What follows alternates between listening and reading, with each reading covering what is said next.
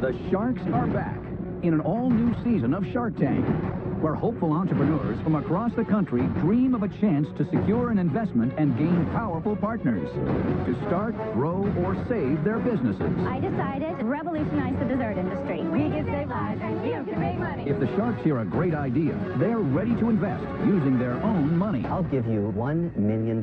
And they'll fight each other for a piece of the action. Listen to what he just said. Kevin, why would they? It doesn't matter what you think. I couldn't care less. It's what they think.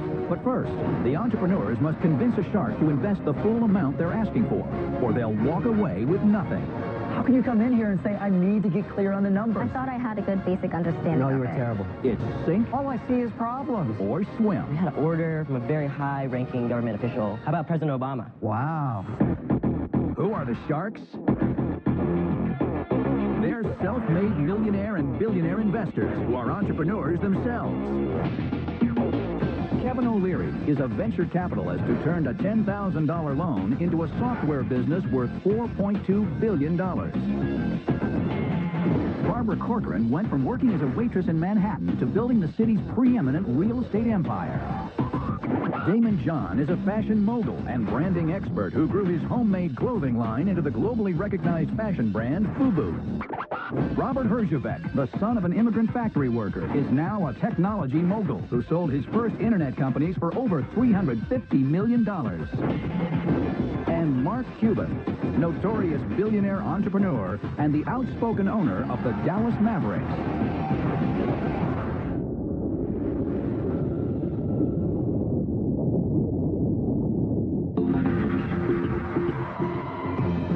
First up is Carmen Lindner, selling a delicious new twist on an old camping favorite.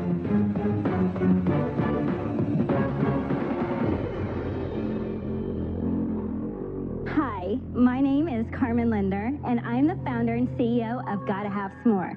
I'm here seeking an investment of $75,000 in exchange for 25% equity in my company. Quick show of hands here. Who likes s'mores? Me too. But you know what I don't like? Camping. So I decided to set out and revolutionize the dessert industry. I want to introduce you to the Smuffin. The Smuffin is a s'more in the shape of a mini muffin, and I promise you have never seen or tasted anything quite like this before. You don't have to take my word for it, because you get to try some right now. Barbara, I want you to remember something. A moment on the lips, a lifetime on the hips. Thank you. You're welcome. They sure look yummy. They are yummy. So the middle one is dark chocolate. There's one that's chocolate with caramel, and another half that is Thank you. milk chocolate. Oh, that's a good one. Carmen, it's got to be 1,000,000 calories. It's not 1,000,000 calories. It's only 200 calories. But I'm not trying to market these as fat-free. And so now that you've tried your very first muffin, you know why my customers are constantly coming back saying, Carmen, I gotta have s'more. Okay, Carmen, what are your sales? My sales to date for 2.5 years are $250,000. And that's just within the local LA market. What do you think you're going to do this year? This year, my forecast is to do $165,000. How do you sell them, Carmen? 75% of my customers come direct to me online or they phone in. That's been my primary focus over the first 2 years. Do any stores carry them as well? So there are a few stores that carry them, local specialty, bakeries, wine stores. How much do you sell it for, and what does it cost you to make? Costs me to make $9.34 a dozen. I charge $29.95 a dozen. We deliver throughout Los Angeles, and just recently I was able to launch the national shipping. These are the boxes that I ship them in. You ship them frozen? Ship them frozen, 5 pounds of dry ice with a cooler. How much does that cost for shipping? Shipping cost alone is $54. Whoa. Which is that's a high, lot. but Stop the madness, Carmen. Let's walk through this. You've got a dozen little schmuffins or s'mores in there, and I have to pay $60 to get them to my honey bunny in New York. All right? That is like $10 a s'more. that's right in line with all my competitors. Is there anything else out in the market comparable to this? No, this is my baby. I trademarked the name Smuffin. I didn't want to just call it a s'more because, honestly, it's so much more than a s'more. It's a schmuffin. It's a Smuffin. I get it, but the cost is freaking me out. I'm just thinking... What do you think is expensive? It's $10 a schmuffer. My target market, they're high-end customers. They're used to paying But why shipping, argue and with you, I'm Carmen? getting... You're doing it today. You're selling them at Not that that price. many. You haven't sold And- many schmuffers at She that sells price. $165,000 a year. Are you selling a lot of product that costs $60 a box? Come on. Yes, That's $50. crazy. Am I the only person that says that's insane? I mean, you FedEx this across the country, You wouldn't or you believe, send your children to college. Like, think you about wouldn't that. believe the frenzy that these things create. This is the next dessert craze. All right, Carmen, I'm not going to invest in your schmickles. I'm out. Sorry, Carmen. What's your background? I was an advertising sales executive. I was laid off during the recession. I got a severance package. My husband and I had always dreamed of starting a s'more store. And I never met somebody who loves s'mores more than you. when you say s'more, it brings back happy memories, and people automatically smile. I see this all the time at events. They're like, oh my gosh, these are unique. What is this, a cupcake? I'm like, oh no, it's better than a cupcake. It's a muffin. And then they taste it, and then they just fall over. Then they order it and go bankrupt. They come back. They come back and they order over and over. My biggest cost was investing in getting the national shipping down. Why don't you just stay local then? Yeah, like, why I your don't money? want to stay local. I want everybody to be able to have these. I want That's muffins and completely gotta different, have though. s'more to be a national name. That's a whole different thing than trying to make money. You have a huge market in Los Angeles, and you've got willing customers. Why focus on trying to solve a problem that's not really a problem? This was one focus. I'm also now wanting to start focusing on wholesaling as well. Carmen, you're so in love with your muffins, you can't see the dollars from the marshmallows. I'm out. Carmen, you put yourself in a position where you have to ask for $75,000 from us and give up 25% equity to fix a problem that isn't generating any sales. All I see is problems. I see it as building my distribution. These muffins were good. I'm out. Your strategy is smuffin crazy. So, I'm out. I like nothing more than a real s'more. But when I tasted this, it didn't taste anything really like it. So I'm going out just because I don't like the muffin. And I feel badly telling you that. Okay. Okay? But good luck to you. Thank you.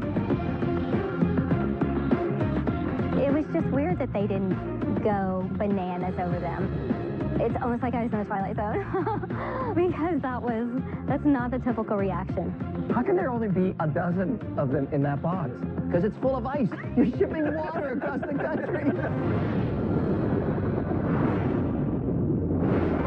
In Season 3, Donnie McCall failed to get a deal with the Sharks for his folding cargo system, Invisirac. I'm committed to making Invisirac in the United States. Donnie, you Yes, sir. can't solve the problem we're talking about here. I believe I can make it. I know I can. Let's see what he's up to now. Things have been going great since being on Shark Tank. Before Shark Tank, I sold $75,000 worth of product, but it took about a year and a half. Since being on Shark Tank, in about 3 months, I sold $75,000 worth of product. Could have sold a lot more, but I actually ran out. Hey, Donnie, welcome to DZ. I've solved that problem by signing a licensing deal with a company in Des Moines, Iowa, called DZ, and we're going to be marketing, manufacturing, and distributing Invisirac. Here we have some inventory. Hey, this is awesome. I currently have hundreds of people on a waiting list, and as soon as DZ gets production ramped up, I believe the sky's the limit. Well, Donnie, that's the first one off the line. What do you think? It's great. Even though I didn't get a deal on Shark Tank, it's pretty overwhelming to see the product that I invented in my garage now in a manufacturing facility being produced by lots of American workers. It's exciting.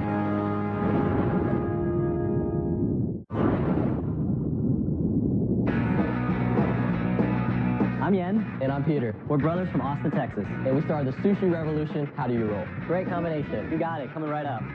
I'm the CEO of the company. I deal with all the business stuff. And I'm the COO. I'm on the creative side, and I came up with the menu. Everything good? Yeah? Well, we both grew up in the restaurant business. Our parents had several Chinese restaurants, so at the tender age of 8 and 9, we both started working in our parents' shop. The restaurant business is in our blood. It's in our veins. It's just what we know. What can I get for you, sir? I love that slam and salmon. Slam and salmon, you got it. Together, we've created a sushi experience that's never been done before. Can you add cucumber to that? The artichoke? We've allowed the customer to become the chef. So our customers get to choose everything, from the type of wrap they want to use, to the rice they want to use, the veggies, the proteins, the sauces, the toppings, and nobody is doing what we're doing today. Getting an investment from the Sharks is critical at this stage of where we are as a company. I believe our business model is going to be the next great thing in ethnic food. And with the Sharks investments, we're going to be able to explode this concept.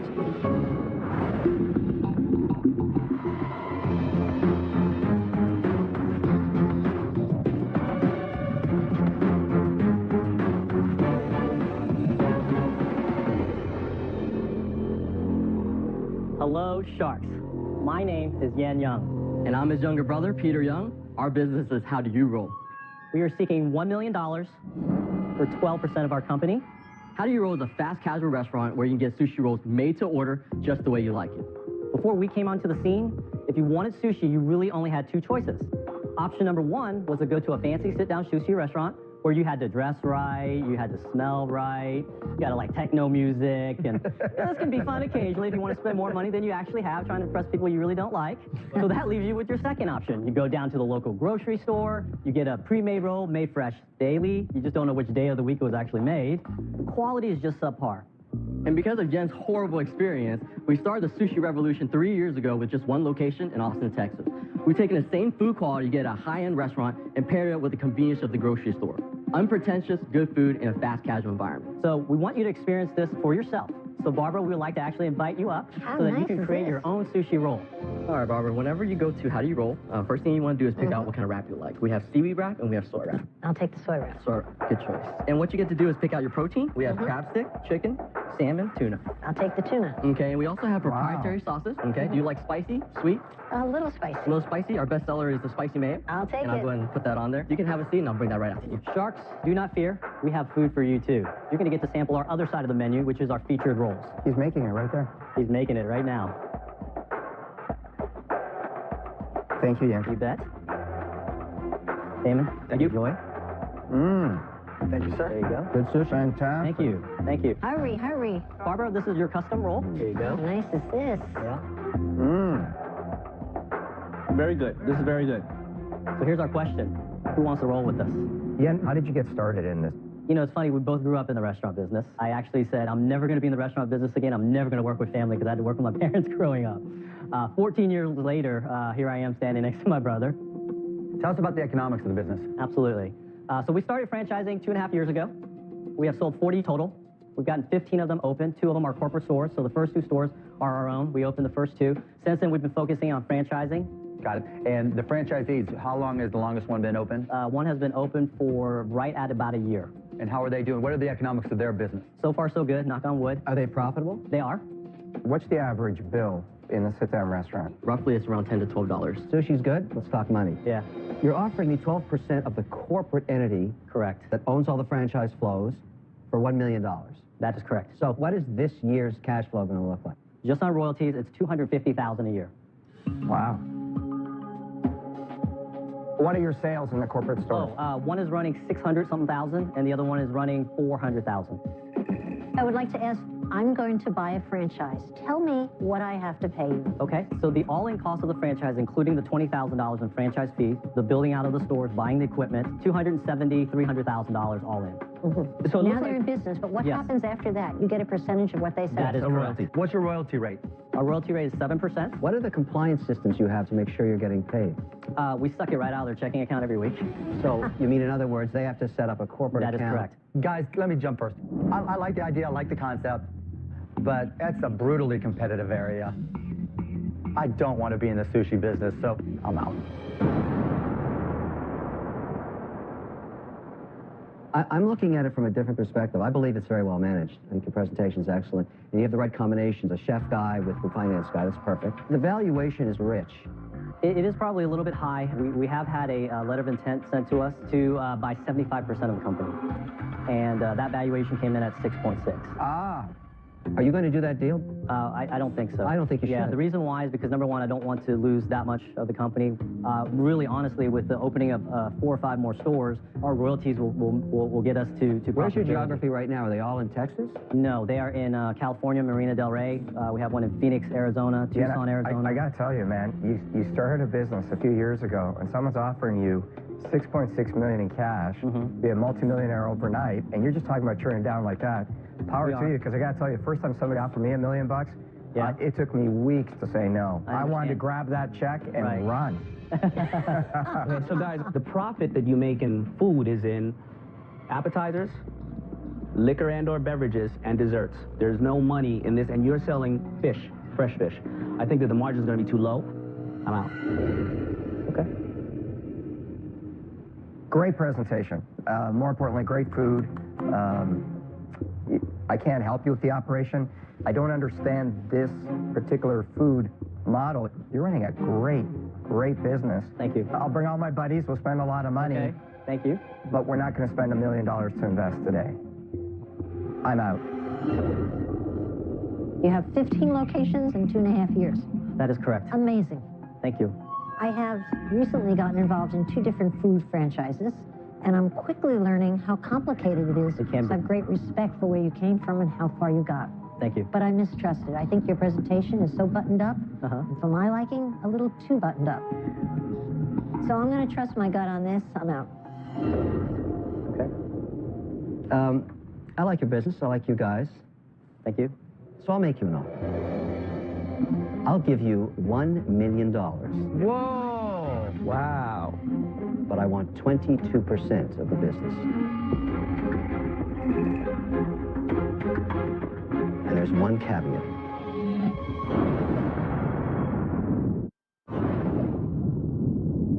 Four sharks are out, and Peter and Yen have an offer on the table.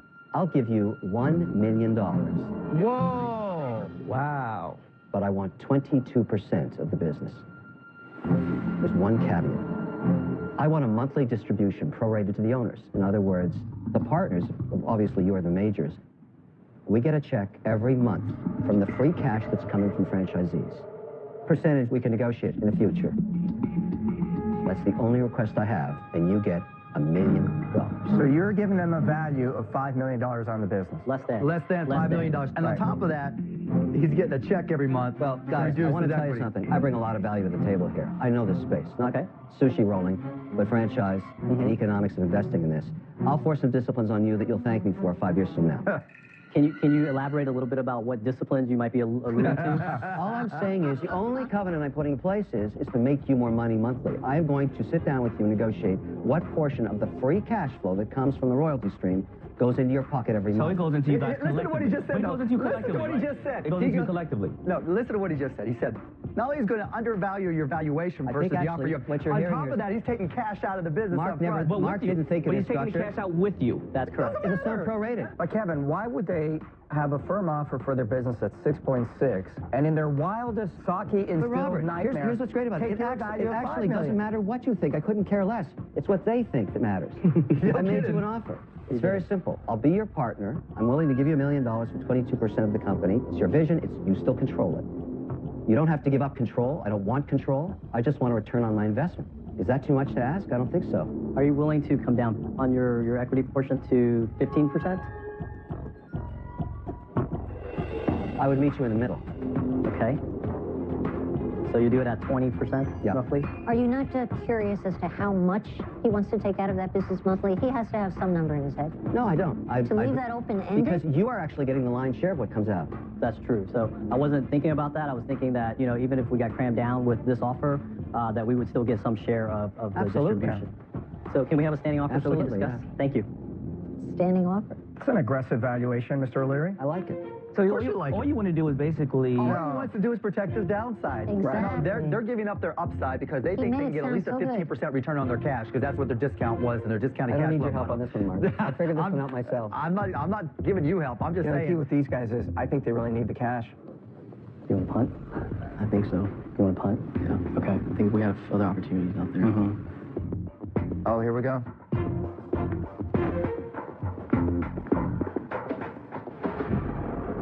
Before we answer, we just have a quick question. How are you going to help us with the real estate side, which has become very problematic for us? There is no easy answer to that.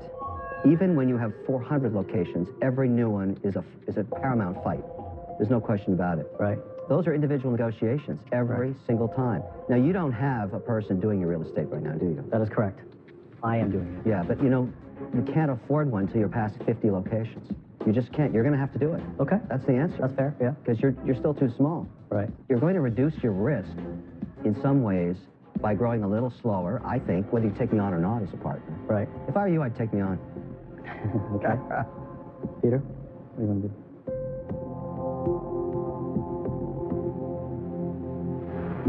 Okay. I mean, if you feel like that's the right We'll decision. take your offer. Whoa.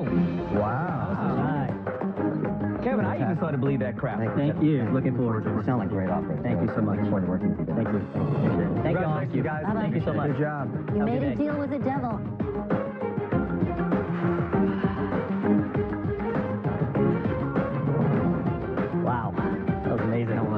We took Kevin's deal of $1 million because ultimately we felt like the strategic alliance with Kevin was going to far outweigh the other dollars.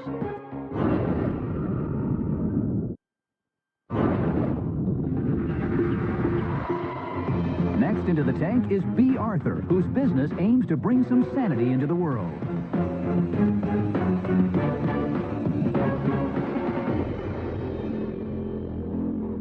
Hello, sharks. My name is B. Arthur, and yes, that is my real name.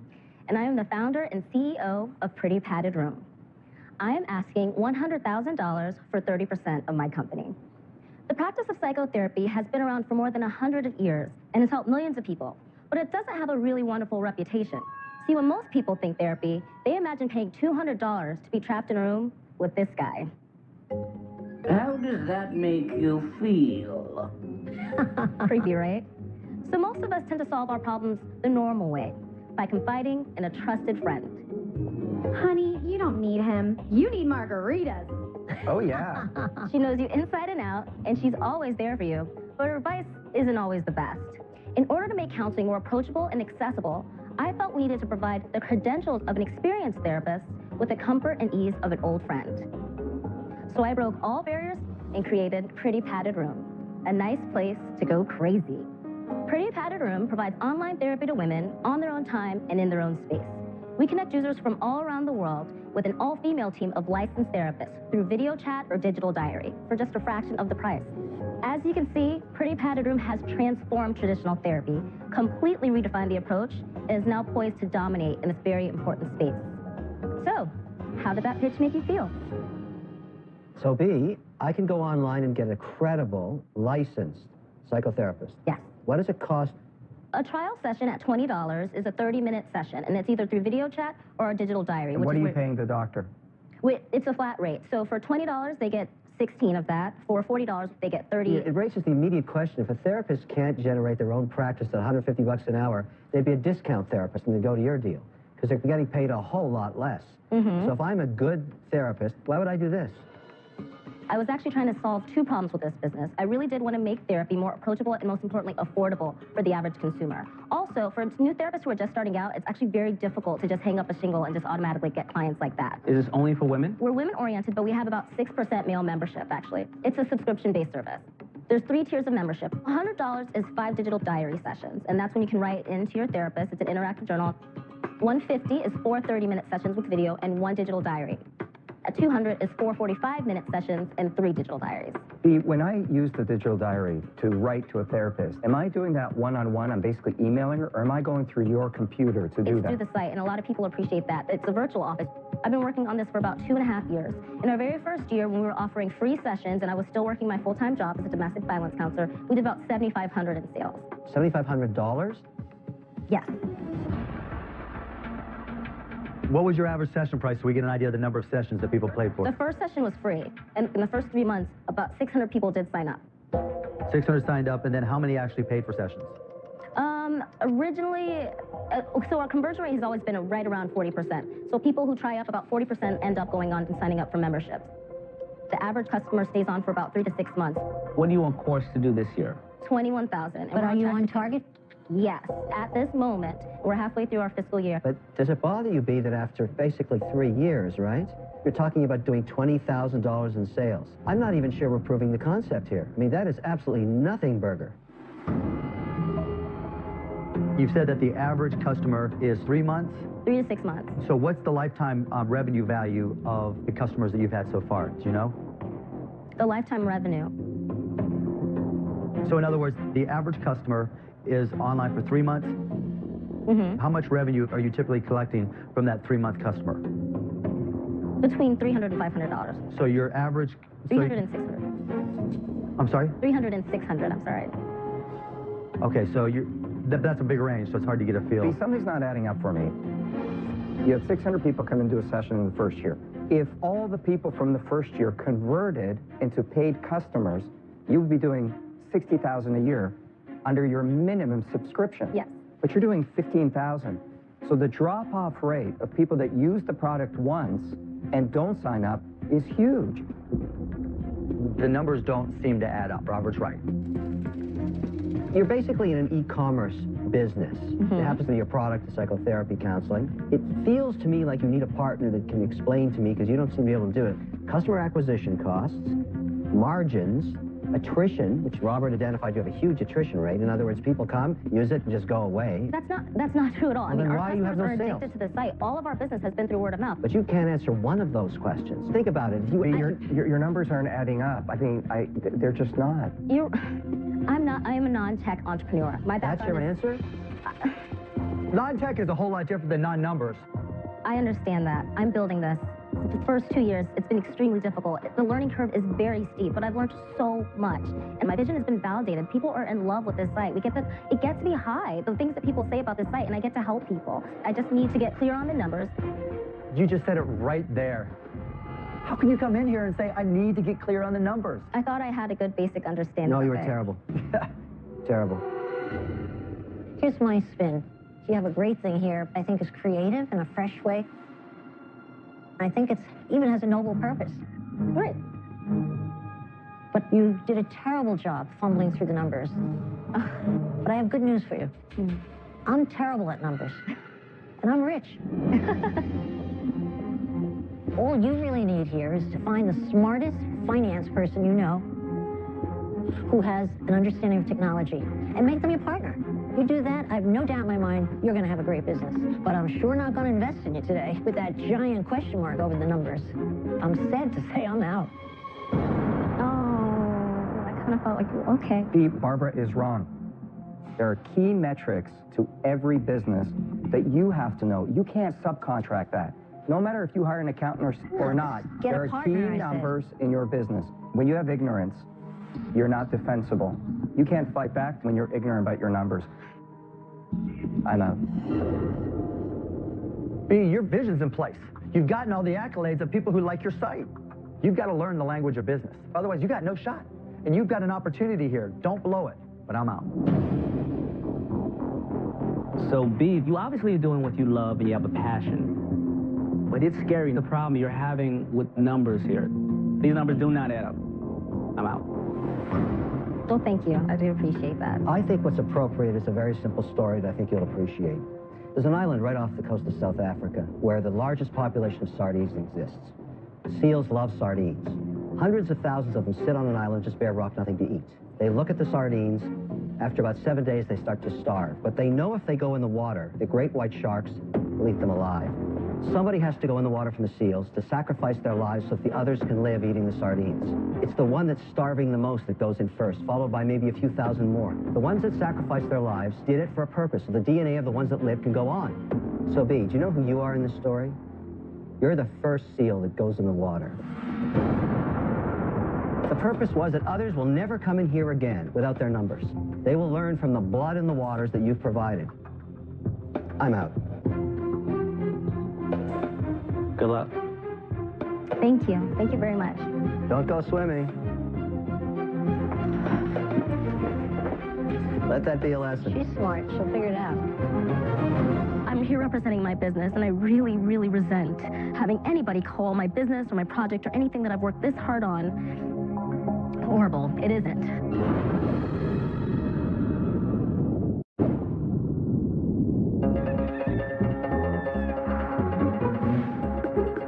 I'm TJ. I'm Jaden. I'm Emily. I'm Kate. I'm Paige. I'm Bryson. And we're the Inventioneers. Well, the name says it all. We're inventors. Guys, working. We created the Inventioneers 8 years ago with the goal of changing the world through our inventions. When we're not inventing, we're just regular kids. We ride bikes, play soccer, do homework together. We're just best friends. We've invented a solution to one of the biggest problems facing drivers today, distracted driving. 3, 2, 1, Right now, our invention is just a prototype. We want to get it out there into the public as soon as possible, and that's why we need the sharks. If we don't get a deal with the sharks, then the world will miss out on one of the most amazing products to ever hit the streets. 1, 2, 3, go Inventioneers!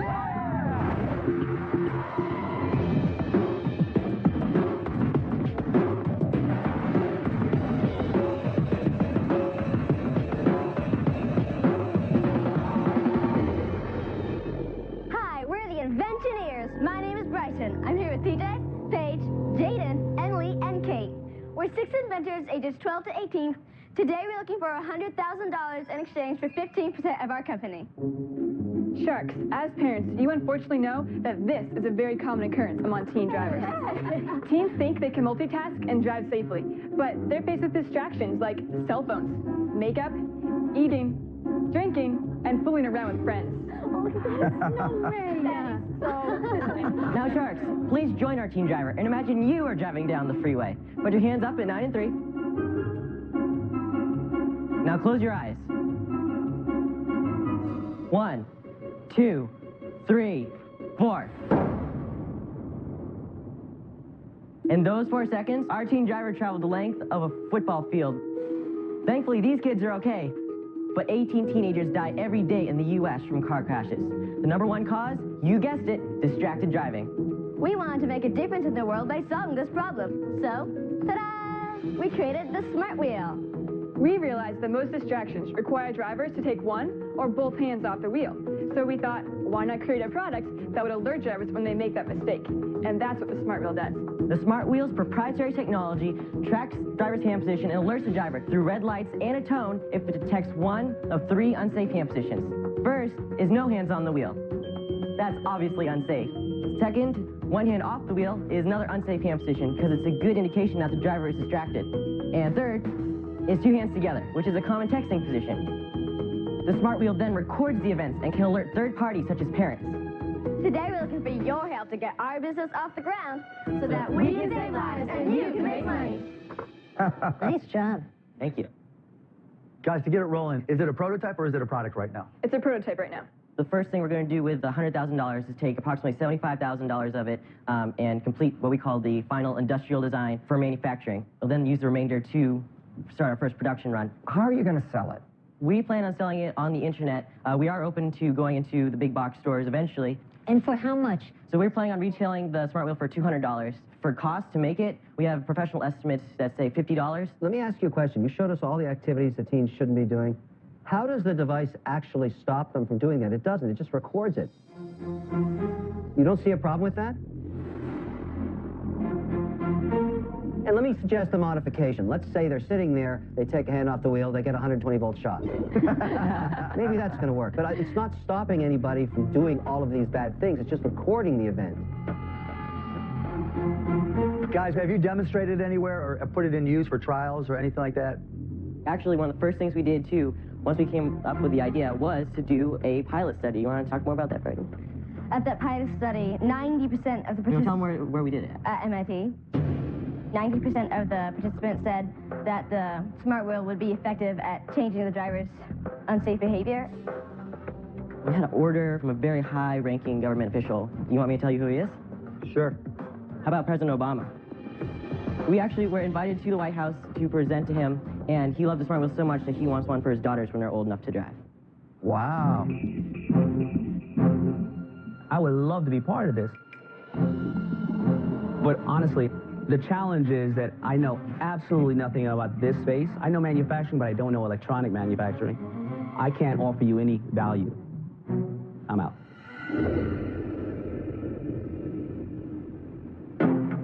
I'm picturing myself introducing this to my 17-year-old son. One pitch is, hey, this is going to help you drive safe, and we're going to get a report if you take your hands off the wheel. That thing ain't going on in that car. If it's going on, it's going to come off quickly. I think you've gone too far with the product. I think you have to eliminate the report back to the parent. But if we don't have the reporting, then there's no incentive for the teen to actually work with the light. You know what? I don't agree with you. I think teenagers do want to be safe, but they don't want their mom and their father looking over their shoulder all the time. They want to get away. But then I do want to bring up the numbers from our surveys that, 85% of them said that the teens agreed teens should use the Smart Wheel, and I'm not convinced I'm out. Here's my take on this. You've achieved a whole lot putting this whole thing together. You've taken an idea and gone all the way to the White House. That's cool. Now, if you only had a good idea, just think what you'd be doing. You will one day come up with a good product that I can invest in. And when that day comes, you're invited back through those doors and I will write you a check. But today, no. I'm out.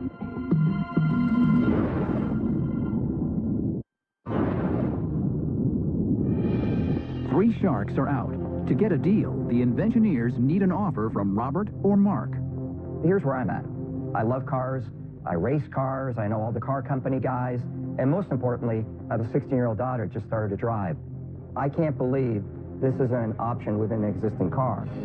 Where I'm struggling a little bit is, I think you're missing the business that you're in. You think you're in the smart wheel business, but the name of your company or you guys is the Inventioneers. The smart wheel is simply a product that you've invented. The thing to do with a great invention is now go and sell it to somebody.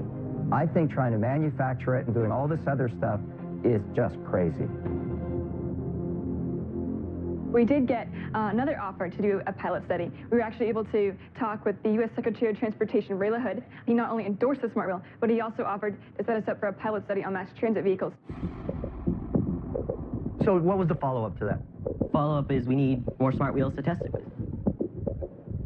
So here's what I'm willing to do. I'll give you the $100,000 for 30%, contingent on taking it to a car company and them being interested in moving forward with a licensing deal. Is anyone willing to go in on that deal? What am I, chopped liver to do? No, My offer's not good You're enough. on the edge of our seats here. Robert, I'll go with you 50-50 if you take out the contingency on the car companies. Because I think once we go visit the car companies and we've talked to them not just about driver training for kids, but also the commercial applications, we have the opportunity to pivot. My only issue is TJ's vision is to take the entire 100,000 manufacturer. I don't want to do that. Okay, so TJ, would you be open to, once we discuss everything, if the best course of action is not necessarily to take that further along, but talk to the car companies, let them help us design it so we don't have to spend all that money, so we have a little dry powder left to evolve and pivot. Yeah. All right. Mark and I will give you $100,000 for 30%. What do you say? No contingency? No contingency. That's a deal. All right. Thank you so Wow, much. nice job. Nice to meet you. Nice to meet you. I love cars. This is so cool.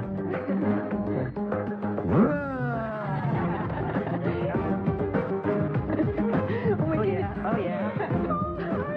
We're investing in these kids. They're super smart. They're going to do smart things. They're going to figure it out. I agree with you. They're fantastic, but I have to also tell you, I love the product. James crying. Oh my goodness, I can't believe it actually happened. The Sharks actually treated us like adults and they valued our ideas, and it's great to see someone else appreciate the smart wheel as much as we do. Next time on Shark Tank. You are out of your minds. You let greed cloud your vision. I know business, I really do. That's $1,400? Because it's very expensive. Exactly. That's what that price is. Shucky ducky quack quack. You know, in some ways, you have the perfect business. We're at our tipping point. You have any sales? Sales? They're not worth $3 million? Oh, you did catch that. He doesn't understand the cycle of cash. You've got to change the game. I don't agree with Mark. They won't survive that way.